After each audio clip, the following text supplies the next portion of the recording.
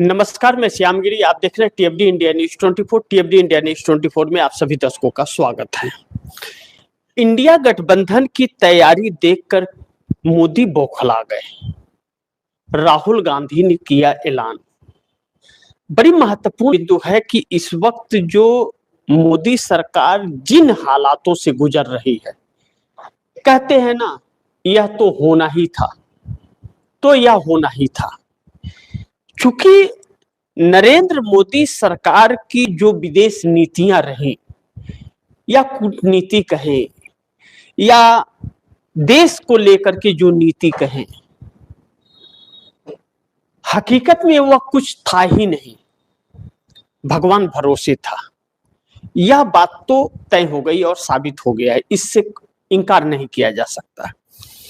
लेकिन हर देश का एक उम्मीद होता है, देश का प्रधानमंत्री जो देश को आगे ले जाने के लिए और लोगों की जरूरतों को पूरा करने के लिए तत्पर होता है। लेकिन चूंकि दुर्भाग्य यह है कि हमारे देश का प्रधानमंत्री न बन करके प्रचार मंत्री का शपथ ग्रहण गलती से ले लिया और वह अपना कर्म कर रहा है। अब बड़ी महत्वपूर्ण बिंदु यह है कि जब इस देश को जरूरत सरकार की है, चाहे महंगाई को लेकर, चाहे बेरोजगारी को लेकर, चाहे बाकी की चीजों को लेकर के, शिक्षा, स्वास्थ्य, बाकी अन्य अन्य चीजें ले ले, तो उस समय जब सरकार से उम्मीदें हैं तो सरकार सरेंडर है, कहती है कि भगवान भरोसे निकल जाएंगे। यानी कि लोगों की जरूरतें पूरी नहीं हो रही है और लोगों के साथ धोखा हुआ, यह महसूस आम जनता देश की करने लगी। ऐसे में जब इस देश की जनता ने एनडीए बनाम इंडिया में अपना विकल्प ढूंढा, जो एनडीए से, मोदी सरकार से खुश नहीं थे, उन्होंने इंडिया को वोट किया विकल्प के तौर पर। किसी एक पार्टी को नहीं किया, तृणमूल कांग्रेस हो, समाजवादी पार्टी हो, चाहे उद्धव ठाकरे हो, शरद पवार हो, कांग्रेस हो ना, उन्होंने विकल्प को तलाशा और विकल्प को तलाश करके इंडिया गठबंधन को दिया। क्योंकि एनडीए में भी कई सारी पार्टियां, इंडिया में भी कई सारी पार्टियां, लेकिन एनडीए एक रहा, 2 साल से सरकार चला रहा है, और इंडिया जो विकल्प तलाशा गया था वह क्यों नहीं एक हुआ, जबकि समानताएं दोनों बराबर थी, इंडिया गठबंधन और भारतीय जनता पार्टी की। लेकिन वही ऊपर के जो सांसद थे 53, अगर भाजपा उन्हें एकत्रित कर सकती थी तो इंडिया क्यों नहीं किया? क्या इंडिया नहीं कर सकता था? इंडिया के अंदर तो एनडीए गठबंधन से भी ज्यादा धुरंधर नेता है, ज्यादा जानकार नेता है, तो ऐसा क्यों नहीं हुआ? इसका साफ वजह है फूट, कि इंडिया गठबंधन में फूट रहा और एनडीए में एकजुटता रही। अब ऐसे में जो भी गलतियां हुई वह हुई, लेकिन अब उसे सुधार कैसे किया जाए? तो अब इंडिया गठबंधन एकजुट हुआ है, लेकिन दुर्भाग्य यह है कि ऐसे वक्त में एक हुआ है जब हर किसी की अपनी अपनी मुसीबतें प्रबल हुई तो एक हो गया। क्यों? अपने राजनीतिक अस्तित्व को बचाने के लिए। अब ऐसे में जब इंडिया गठबंधन एक हुआ तो तैयारी भी होगी, और तैयारी देख करके प्रधानमंत्री बौखला से गए, क्योंकि वह तैयारी एक ऐसी तैयारी है जो कुर्सी छीन सकती है, और सत्ता राजनीति के अंदर यही खौफ और डर 24/7 आवर बना रहता है जब अल्पमत की सरकार होती है। अब ऐसे में राहुल गांधी जो एक महत्वपूर्ण बिंदु केंद्र है इंडिया गठबंधन के अंदर, राहुल गांधी कल गुजरात में थे, आदिवासी समाज को संबोधित कर रहे थे। उन्होंने नरेंद्र मोदी की जो खूबियां बताई और जो प्रधानमंत्री सरेंडर है यह बात कही। राहुल गांधी गुजरात में जाकर के यानी कि मोदी के गढ़ में घर में ढुक करके जो चेतावनियां दिए, और नरेंद्र मोदी जब यह देख लिए कि अब लीडर ऑफ अपोजिशन आज है नहीं, तो अचानक पार्लियामेंट में आ गए, 25 मिनट का भाषण दिया, चला गया, और उन सभी भाषणों का कचूमर राहुल गांधी ने गुजरात में निकाल दिया। अब ऐसे में इंडिया गठबंधन के पास 250 प्लस सांसद तैयार हो गए हैं। इंडिया गठबंधन के पास 250 सांसद तैयार हो गए हैं, तैयार हैं।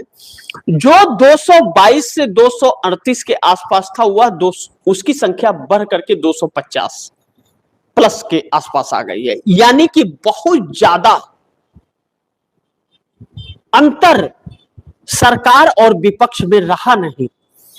जब नहीं है तो एनडीए गठबंधन के अंदर जो टकराव बढ़ने लगा है, अब जैसे एकनाथ शिंदे का एप्स्टीन फाइल पार्ट 2 में आ गया नाम, तस्वीर आ गई, गृह मंत्री अमित शाह का आ गया, जो बिहार में जो महाराष्ट्र में एप्स्टीन बाबा वाला निकला है, 50 महिलाओं का वीडियो मिला है, पूरी सरकार उसमें फंस गई, सीएम से लेकर डिप्टी सीएम गृह मंत्री तक फंस गए। बिहार में नीतीश कुमार अलग ही परिभाषा गढ़ते हुए नजर आ रहे हैं, कभी हाँ कभी ना वाली कहानी है, कभी सीएम पद से इस्तीफा देंगे, कभी कह रहे नहीं देंगे, कभी कह रहे बेटे को बनाएंगे, कभी कह रहे पार्टी को बनाएंगे। अब इस बीच टकराव बढ़ता जा रहा है, कब क्या होगा कोई नहीं जानता। ऐसे में चंद्रबाबू नायडू बड़ी वाली चुप्पी मार करके रखे हुए हैं, और यह टकराव कहीं इंडिया गठबंधन के 250 सांसद जो तैयार हैं, उसमें अगर प्लस हो गए तो सारा खेल पलट जाएगा। इस बात का खौफ और डर भाजपा के अंदर समा गया है, वह साफ चेहरे पर झलक रहा है। और जो त्रासदी अब ईरान इजराइल युद्ध के बाद देश के अंदर आने वाली है, इंडिया गठबंधन को एक बड़ा मौका मिल गया, तो इसीलिए तैयारी कर लिया कि अब नरेंद्र मोदी को 4 राज्य और 1 केंद्र शासित प्रदेश का जो चुनाव अब होने जा रहा है, जिसके तारीखों का ऐलान हो गया है, उस पर हमला बोलेंगे। और प्रधानमंत्री को मौका नहीं मिल रहा है भाषणबाजी करने का। प्रधानमंत्री एक होकर के सब निपटेंगे की बात कर रहे हैं, लेकिन लूट लिए मलाई खाए तब तो अकेले खाए, और दुख उठाए पूरा देश, ऐसा कैसे होगा। तो इंडिया गठबंधन एक बड़ी तैयारी जो सरकार को बैकफुट पर ढकेल रही है। और 4 मई के बाद जो रेट बढ़ेंगे, अभी पेट्रोल डीजल के थोड़े रेट रोक के रखे गए हैं, गैस के, यह बहुत हाई लेवल में बढ़ने वाला है। यह हर कोई जानता है कि कहीं कहीं 50 से 60 रुपया प्रति लीटर पेट्रोल बढ़ने की बात कही जा रही है। अगर ऐसा हुआ तब फिर बड़ी मुश्किल हो जाएगी, इस बात का खौफ है। ऐसे में 2 बड़ी अहम सवाल हैं जिस पर हम लोग को चर्चा करना बहुत जरूरी है, जो इस देश को वह सारी खबरें जाननी और सुननी समझनी पड़ेगी। नंबर 1, गुजरात में जाकर राहुल गांधी ने मोदी के 25 मिनट के भाषण का कचूमर निकाल दिया। गुजरात में जाकर के राहुल गांधी ने नरेंद्र मोदी के 25 मिनट के पार्लियामेंट में दिए गए भाषण का पूरा कचूमर निकाल दिया। इसे बड़ी ध्यान से समझिएगा, बहुत कुछ आपको समझ में आ जाएगा। अब नरेंद्र मोदी का गढ़ है क्या, गुजरात, उसी गुफा से निकले हुए हैं प्रधानमंत्री, वही मॉडल पेश करना चाह रहे थे ना।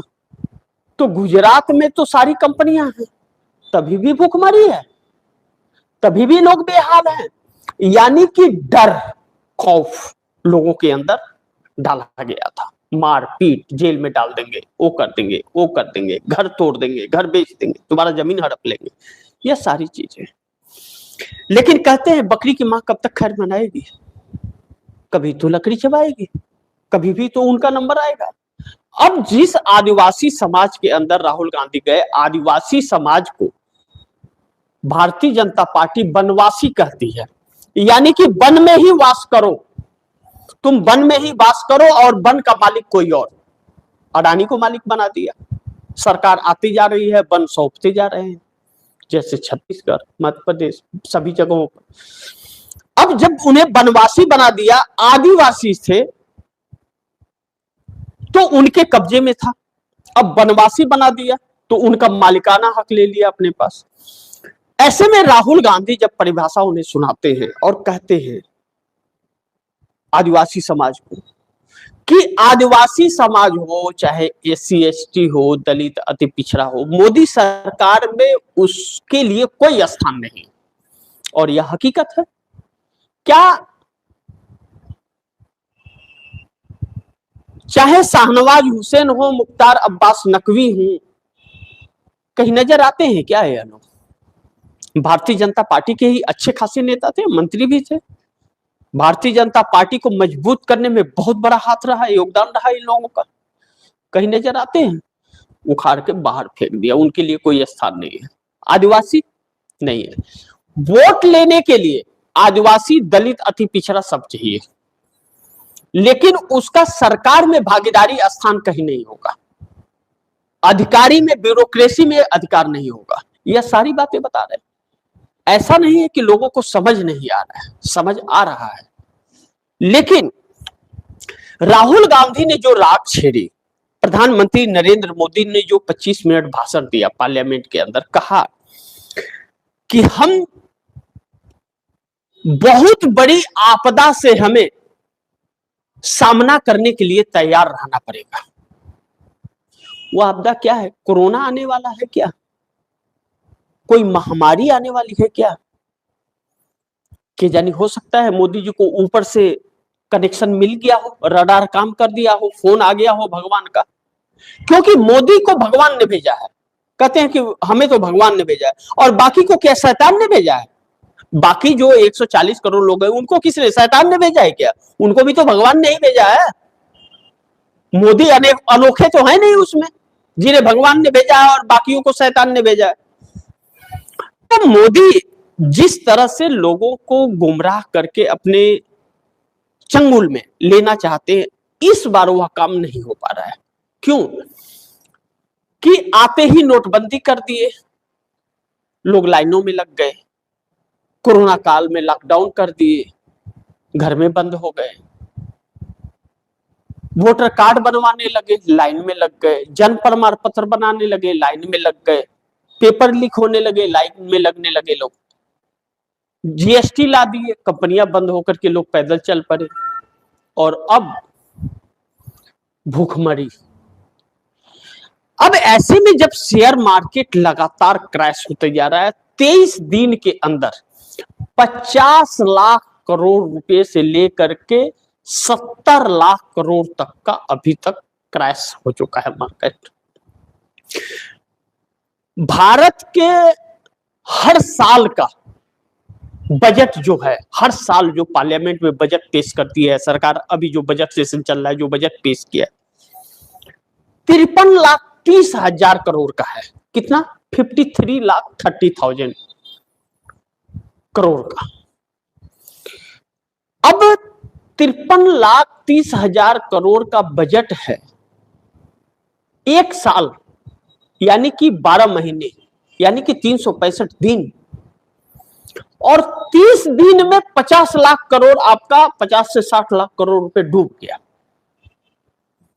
तो कैसी सरकार है कि जितना पूरे देश का खर्च है उतना आप 23 दिन में उड़ा दिए? कैसी नीति है भैया? कैसी राजनीति है यार? कैसी सरकार है यार? आपने किया क्या उसे रोकने के लिए? वह पैसे किसके डूबे? मध्यम वर्ग के लोगों का। तो राहुल गांधी इन बातों को समझाने में सफल हुए कि सिर्फ यह सरकार लाइन में लगाना चाह रही है। अब संविधान की बात कर लें या बाबा साहब भीमराव अंबेडकर की बात कर लें या लोगों के आम दिनचर्या की बात करें, अब नरेंद्र मोदी ट्रंप के रिमोट से चल रहे हैं, इस बात में किसी को शक नहीं होना चाहिए। वह तो ट्रंप भाग खड़े हुए ईरान इजराइल के युद्ध से, नहीं तो मोदी तो कितना डंका इनका वह दलाल मीडिया बजाती जिसका हद नहीं था। लेकिन ट्रंप भाग रहे हैं और ईरान उन्हें दौड़ा रहा है। छिप नहीं दे रहा है, ढूंढ ढूंढ के मार रहा है। अब ऐसे में नरेंद्र मोदी ने ट्रेड डील किया अमेरिका से। उस ट्रेड डील के बारे में लोगों को बता रहे हैं राहुल गांधी। और जब राहुल गांधी बता रहे हैं, इसका मतलब इंडिया गठबंधन पूरी तैयारी में है। नरेंद्र मोदी की एक एक नस को पकड़ रखी है, चाहे वह ममता बनर्जी हो, अखिलेश यादव हो, स्टालिन हो, उद्धव ठाकरे हो, चाहे शरद पवार हो, चाहे कांग्रेस हो, सबने नस दबा रखी है अच्छी तरह से। बैकफुट पर सरकार आ गई है। बहुत बड़ी आपदा, महंगाई, बेरोजगारी की आने वाली है। बेरोजगारियां शुरू हो गई है, बड़ी बड़ी कंपनियां बंद होने लगी हैं, सामान के रेट हाई लेवल बढ़ने लगे हैं, अनाप शनाप रेट बढ़ने लगे हैं। तो आम जीवन के पास पैसे नहीं है तो सामान कहां से खरीदेंगे? राहुल गांधी इन बातों को समझाने में आदिवासी समाज को गुजरात में सफल हो गए। अब बताइए, गुजरात चुनाव जो होगा, जो प्रधानमंत्री नहीं प्रचार मंत्री का शपथ गलती से ले लिए हैं मोदी, जब प्रचार करने जाएंगे तो वह सवाल पूछे जाएंगे। अब माहौल गुजरात का बदल रहा है, और जब गुजरात का माहौल बदल रहा है तो एक ही रास्ता भाजपा के पास है चुनाव जीतने का, वह है चुनाव आयोग। और उसको लेकर के जो बदनाम हुआ है, चोरी को, वोट चोरी को लेकर के चुनाव आयोग, वह भारतीय जनता पार्टी के लिए बड़ी भारी पड़ रहा है। अब तो सुप्रीम कोर्ट में वह सुनवाई शुरू हो गई है जो मुख्य चुनाव आयुक्त ज्ञानेश कुमार को चुन के बैठाने के लिए नए कानून बना लिए थे, सुप्रीम कोर्ट के फैसले को नजरअंदाज करके। और उस जजमेंट से सीजीआई ने अपने आप को अलग कर लिया है। उसको लेकर के एक कार्यक्रम मैं करूंगा जो आप दर्शक बहुत चौंकेंगे। लेकिन अब उल्टा दांव पड़ गया और इंडिया गठबंधन के हाथ एक बहुत बड़ा मौका इन्हें बैकफुट पर ढकेलने का। इनके सारे चोरी, डकैती, बेवकूफी, नाकामयाबी, कायरता, डरपोक, सरेंडरपना, सबको लेकर के एक बहुत बड़ा मुद्दा मिल गया, जिसकी तैयारी करके इंडिया गठबंधन एकजुट हो गया। यानी कि 250 प्लस सांसद इंडिया गठबंधन के पास तैयार हो गए। यानी कि संख्या बस 22 से 25 की कमी है, और इसी बात का डर है। और इस पार्लियामेंट सेशन में नंबर 2 पॉइंट्स जो बड़ी महत्वपूर्ण है, आसाम से लेकर गुजरात तक भाजपा सरकार की भद पिटने लगी। अमेरिका की गुलामी महंगी पड़ेगी। अमेरिका के सामने सरेंडर और इजराइल के सामने सरेंडर, यह कंप्रोमाइज पना क्यों है सरकार का, भारत सरकार का? हम उनके मोहताज तो नहीं है, तो फिर क्यों? यानी कि पर्सनल कुछ चीजें नरेंद्र मोदी की हैं, जिसका लगाम इजराइल और अमेरिका के पास है, जो दुनिया जानती है। अब आसाम में भी भारतीय जनता पार्टी के लोग जैसे मौका पा रहे, मैंने कहा था कि भाजपा में भी बगावत शुरू है। अब असम के अंदर भाजपा छोड़ के बड़े बड़े नेताओं का कांग्रेस में जाना शुरू हो गया है, क्योंकि सीएए, एनआरसी से लेकर के और नरेंद्र मोदी की नीति, हेमंत बिस्वा शर्मा की नीतियां, सब कुछ अब भारतीय जनता पार्टी को उल्टा पड़ रही है। अब भारतीय जनता पार्टी जो स्टेट जीतने के लिए तत्पर थी, वह स्टेट हाथ से निकलता हुआ नजर आ रहा है। आगे क्या होगा यह वक्त बताएगा कि जब 9 अप्रैल को वोटिंग होगा आसाम के अंदर, तो क्या होगा यह वक्त बताएगा। 4 मई को काउंटिंग होगा। सोचिए 1 महीने बाद काउंटिंग करेंगे लोग। इतना निकम्मा चुनाव आयोग है इस देश का कि 1-1 महीना काउंटिंग नहीं करेगा। अरे वो हो गया तो उसका काउंटिंग कर, जहां का होगा वहां का हुआ, नहीं तो एक साथ सब कराना चाहिए था। लेकिन इसका निकम्मापना नहीं है, यह वोट डकैती का एक जरिया, फार्मूला बनाया गया है।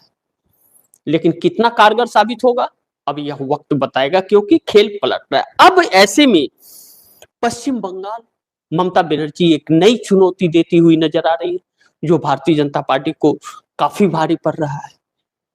अब ममता बनर्जी के लिए भी चुनौती है और भारतीय जनता पार्टी के लिए भी है। और यही 2 स्टेट है जहां भाजपा अपना आजमा सकती है। असम में सरकार है, वहां रीबैक कर सकती है, जो पॉसिबल नहीं लग रहा है। और पश्चिम बंगाल में सामदंड भेदभाव अपना रही है। वोटर लिस्ट तैयार नहीं हुए, चुनाव के तारीखों का ऐलान हो गया।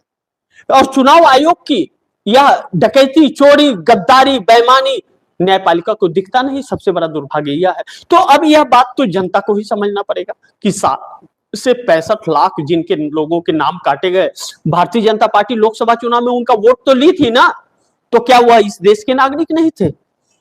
यानी कि लोगों के नागरिकता पर भी यह सरकार डाका डालने लगी।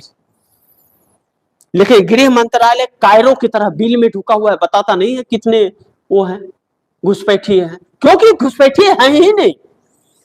यह अपने चुनाव जीतने का एक नया फार्मूला बनाया इन्होंने कि विपक्ष का 60 लाख 1 करोड़ वोट काट दो और उसके बाद चुनाव लड़ लो। तो यह चीजें जो हैं, 60 लाख मतलब जानते हैं आप कितना वोट प्रतिशत हो जाता है। और भाजपा की नहीं बकौती थी, वह वहां की तृणमूल कांग्रेस के वोट थे। अब ऐसे में ममता बनर्जी ने बयान दिया कि बंगाल में भी हम सरकार बनाएंगे और केंद्र में भी सरकार बनाएंगे। यानी कि इंडिया गठबंधन के पास 250 प्लस सांसद तैयार हैं। जो थोड़े बहुत कमी है वह एनडीए गठबंधन से आ जाएंगे। जिस तरह से टकराव चल रहा है, देखना यह होगा कि क्या होता है। लेकिन तैयारी तो भरपूर है और राहुल गांधी एकदम अड़ गए हैं। और ये भी एक शख्स जो सीना तान करके नरेंद्र मोदी को चुनौती दे रहा है और पूरी सरकार उसी शख्स से डर भी रही है। यह भी हकीकत है, इससे इनकार नहीं कर सकते। बाकी आप दर्शकों की क्या राय है, क्या सुझाव है, कमेंट बॉक्स में जरूर दीजिएगा। इस खबर को ज्यादा से ज्यादा शेयर कीजिएगा, अपने दोस्तों को भी कहिएगा आगे शेयर करें। और आपने अगर टीएफडी इंडिया न्यूज 24 को सब्सक्राइब नहीं किया, सब्सक्राइब कर लीजिए। अपने दोस्तों को भी कहिएगा टीएफडी इंडिया न्यूज 24 को सब्सक्राइब करें। मिलते हैं अगली खबर के साथ, तब तक के लिए नमस्कार।